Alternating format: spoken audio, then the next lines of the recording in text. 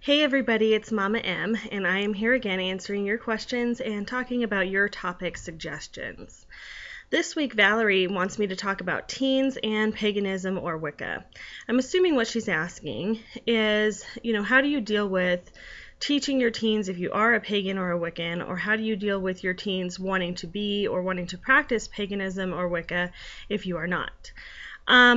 I do not have teenagers at this point. My kids are 4 and 2, but I was a teenager a while ago, long time ago, and I started when I was 15. So I get, where the worry lies for the parents who are, probably Christian or, any other religion, and their kids come to them and say, I want to be a pagan, I want to be a Wiccan, or they have suspicions about it.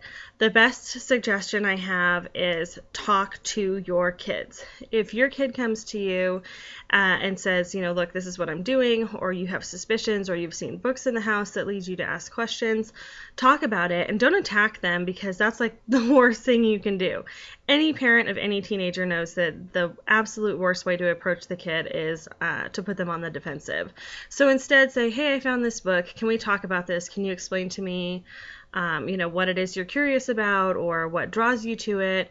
And then have a little one-on-one time where you discuss, what the child's actual beliefs are, why they're finding their way towards paganism or Wicca, what they plan on doing, what they feel the rules of being part of this faith are, because obviously the harm none falls into play there.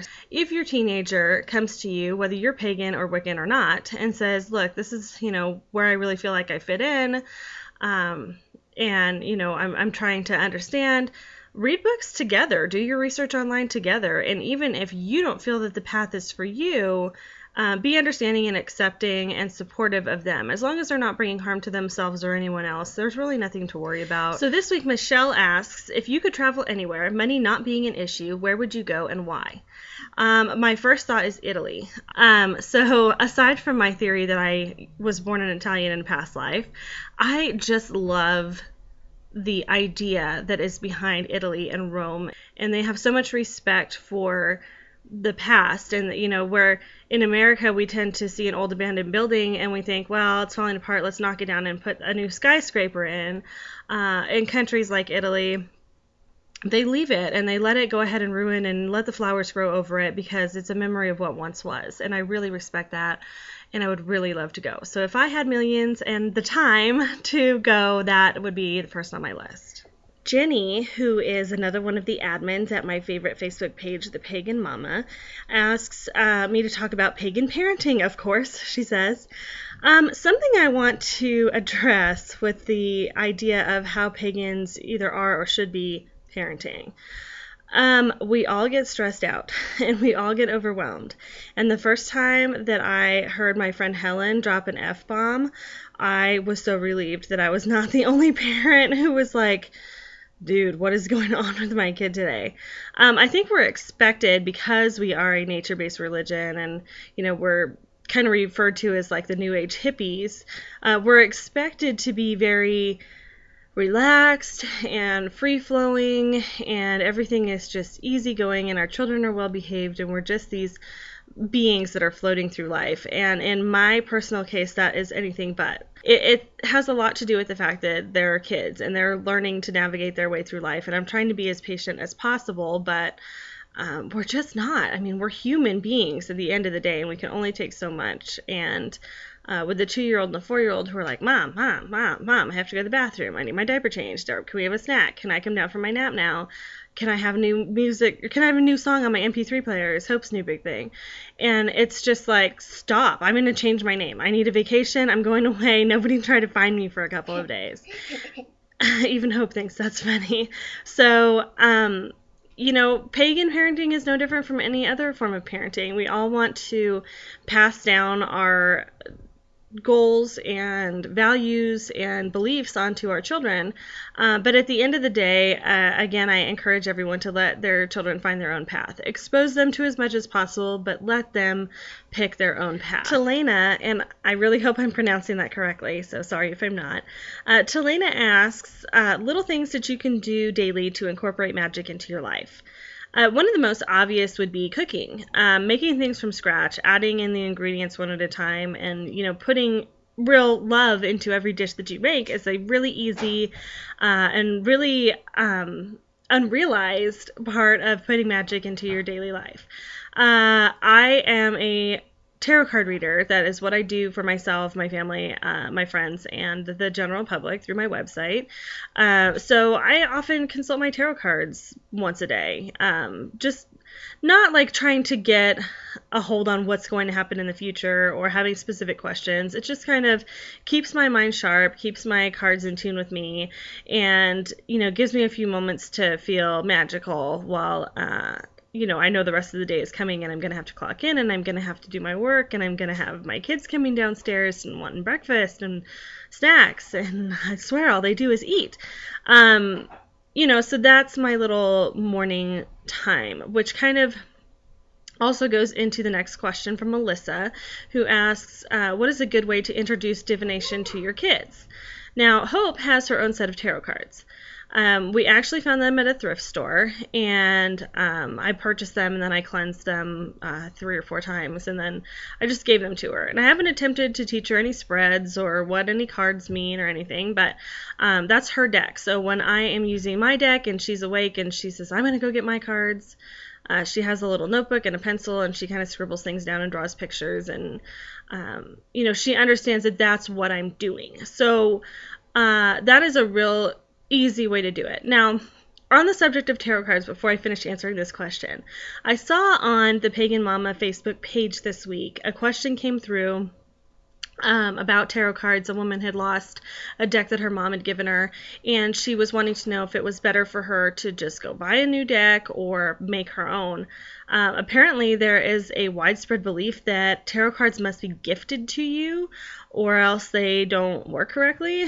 I never heard that, and I have been reading cards since I was 15 years old, which, like I said, was a long time ago, and I have always had 100% accurate tarot card readings. I mean, I have never had anyone come to me and go, I don't know where you got that from, and if they have, it's always turned out to be like, oh yeah, I totally get that now. I didn't believe you when you said it, but sure enough, a week later, here I am. Like a friend of my husband's had me do a reading on him just because he thought he was going to make fun of it, honestly. And I said, you guys are going to have another baby. And he's like, no, we're not having any more kids. And sure enough, 2 months later, he came to visit me, and he's like, well, you were right. And I was like, I know. But I've never had any issues with my deck, and it was one that I bought from myself from Amazon.com years and years and years ago. And as I started doing more and more readings, I created my own deck, which I will show you at the end of this video in your how-to tutorial that you guys keep asking me to do. So I don't see any reason why you can't purchase or make your own deck. As long as you're the one with your hands on it all the time, you don't let other people touch your deck, you don't let your kids play with it, you don't leave it in the car or anywhere nonsensical like that, I don't think you're going to have any problems. So that is my take on the whole idea that tarot cards must be gifted to you if they're going to work properly. Nikki wants to know a good way to achieve a state of meditation.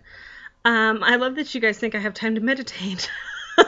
And my friend Ryan would yell at me and tell me that if you don't have time, you have to make time, because meditation is really important. Things that I want to point out to you. Sometimes you're meditating and you're not even aware of it. I honestly will go into an almost meditative state when I'm in the shower, because it's one of the only quiet times I have in the day where nobody's bothering me. I wait till the end of the day. The kids go to bed. Once I'm sure they're asleep, then it's like, okay, I get my time. So I go off and take a shower, and then everything just kind of melts away from the whole day, all the chaos, all the card readings, all the boxing and shipping and sending stuff off that all of you great people have been ordering from me. It's all done, and I just get that 10-15 minutes to myself. And before the water police come and try to yell at me, I'm not in the shower for the full 10 to 15 minutes. But that's just kind of the undressing, the actual shower taking, and then getting out and doing the whole, nighttime rituals of lotion and teeth brushing and jammies and all that good stuff. And, my mind just kind of goes at that point. And a lot of people joke that your best ideas come to you when you're in the shower. Why? Because you're meditating and you don't even know it. So easy ways to get into a meditative state, then I would say would be, wait until you don't have to force time for it. Set aside a time for yourself every day, even if it's just that 10 to 15 minute shower ritual like I was talking about for myself.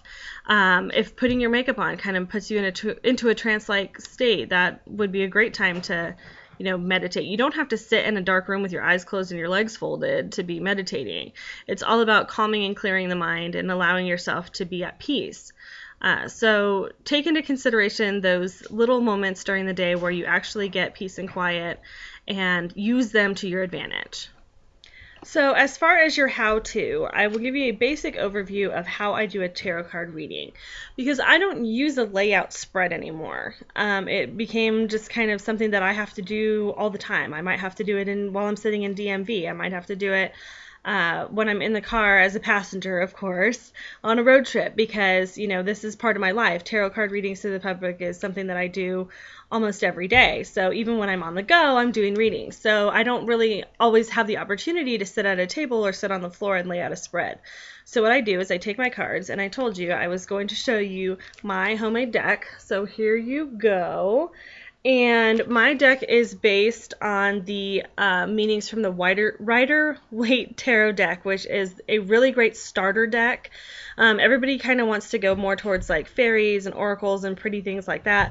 If you're just starting out and you're not really familiar with the tarot, go with the Rider-Waite deck. I really, really recommend it. It comes with a little teeny tiny booklet inside the full-size deck of cards that gives you an oversight of what each of the cards is supposed to mean. Of course, the more you work with them, the more you'll feel in tune with your own deck. Also, several places will offer the deck with the Rider-Waite instruction booklet, which is really great, and I have that around here somewhere, and if I had thought about it, I would have grabbed it before I sat down to do the video. But you can also get that through my website, and it's not very expensive. I think it's like under $20 for the set, which most tarot card decks are about $20 themselves, so take advantage of that. But that's how I learned. When I was, like I said, 15 years old, I started working with tarot cards. Rider-Waite Tarot deck is what I started with. So when I made my own deck, I took the meanings of those cards and kept them with the cards, but I also have my own notes, and everything is just kind of color-coded with Sharpies, and, it's nothing super fancy, but it works for me, and it allows me to do quick readings because that's what you guys want, so that's what I do. So, to do a tarot card reading, I shuffle the deck 3 times, and then I cut the deck 3 times to the left, which is just the basic way that I learned how to do it, so that's the way I continue to do it. Now, there's lots of different spreads that you can do. You can research them online, or if you want me to, I can probably blog about that later. The most commonly used spread is the Celtic Cross, which is a 10-card spread. I use 10 cards in my readings, but like I said, I don't lay them out anymore. My friend Erin, who is also a tarot card reader, I believe she said she uses the horseshoe technique. The book that I'm talking about, actually, and I'll put a link to the set that's available through my website at the bottom of this video on YouTube. But the book that taught me how to read cards had all the different layouts in it, and it was really great. But the basic tarot card reading is a past, present, future. Each of the 10 cards that you will draw for the reading represents a different point in life. So you've got everything from past, present, long-term, future, environment, tools, attitude. See, I can't even remember them all right now because I don't do it that way anymore. But once you've done a lot of readings, once you really incorporate tarot card reading as part of your life. You just really, like I said, you get in tune with your own deck, and in doing a reading, you can lay all the cards out and you might not actually read any of them. You will just look at them and know, this is what I have to tell you. And that's how I read now. And, because my readings are done over the internet, I type all of that out to you guys, and I kind of just channel all of that while I'm typing. So you'll come to find what's convenient for you, what works for you. But anyhow, so shuffle the deck 3 times, cut it to the left 3 times. If the person that you're doing the reading for is available, then they will pick 10 cards out of the deck. Normally, I just pull them right off the top and lay them out flat in my lap, or one on top of the other if I'm in the car and don't want them to fall on the floor. And then, there's 72 cards in a tarot deck, and all of them have 2 meanings. Now, if all of your cards come up reversed, that doesn't mean that everything's bad. That means that you probably are going to want to change a couple of things, because tarot card readings will change. If you make choices that affect your future, which every choice does, then your reading can change. So, those are just things you want to keep in mind. Also, storage of your tarot deck. It's always recommended to keep a piece of black silk to wrap your cards in. Black silk is supposed to keep other energies and stuff away. I wrap mine in a piece of, I honestly believe this is polyester, but I wrap them in that to keep them fresh and crisp, and then I keep them in this tarot card bag, which they actually don't fit in, so that was kind of a dumb purchase on my part, but it keeps them from being all over the floor, and your deck is only going to fit in the box for so long. Well, my dears, that is about it for today, and that was a long video, so I hope you enjoyed it, and I hope I answered your questions to the best of my ability. And I still have more questions to answer, so next week I will get to the rest of those. As always, you can reach me with your questions, concerns, comments, and topic ideas at any of the links that will be below this video on its YouTube page. Stay in touch with my Facebook account, and you will be able to enter Friday contests. Every Friday I give something or multiple somethings away. And good luck, everybody, and I'll see you next week.